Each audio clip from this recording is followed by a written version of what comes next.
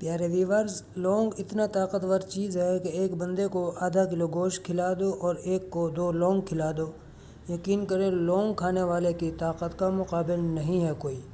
یہ اللہ کا خاص فضل و کرم ہے اپنے بندوں پر، لیکن بدقسمتی یہ ہے کہ ہم نے اللہ کی نعمتوں کو پہچانا ہی نہیں ہے اور نہ کبھی کوشش کی ہے۔ لیکن کیسے کریں، ٹائم نہیں ہے نا ہمارے پاس، ہم کہیں گم ہو چکے ہیں اس دنیا داری کی حرکات اور سکنات میں، کوئی ہوش ہی نہیں ہے۔ نسخہ اور طریقہ نوٹ فرما لیجئے۔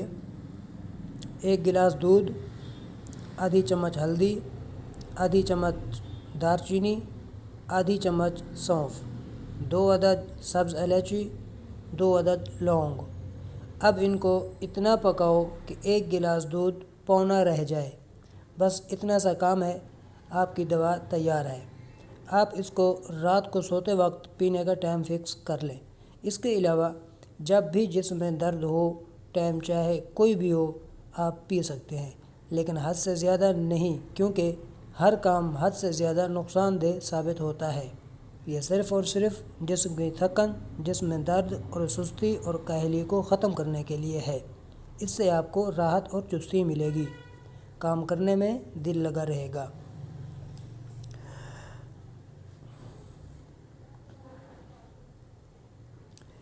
ایک اور اہم بات بتاتا چلوں کہ صبح کو اٹھتے وقت سستی اور تھکاوٹ کی اصل وجہ ایک تو یہ ہے کہ غیر سنت طریقے سے سونا، اور دوسری وجہ ہے رات کے آخری حصے میں سو جانا، جو کہ شیطان کے حملوں میں ایک حملہ یہ بھی ہے، جس کے اثر سے صبح کو اٹھنا انتہائی مشکل، اور اوپر سے سستی، تھکاوٹ اور جسم درد الگ سے۔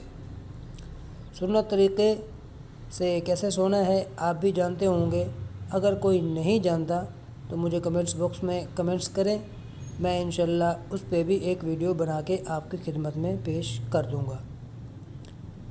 ایک اور بات وہ یہ کہ لیٹ نائٹ سونا تب ٹھیک ہے جب آپ کوئی دینی یا فلاحی کام میں مصروف ہوں۔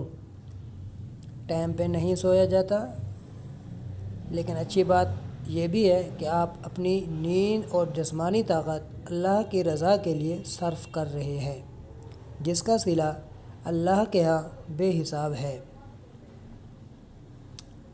اسی پہ بات ختم کرتے ہیں۔ جلدی سے چینل کو سبسکرائب کر لیجئے اور بیل نوٹیفیکیشن آن کر لیجئے تاکہ ہماری ہر ویڈیو آپ تک پہنچتی رہے۔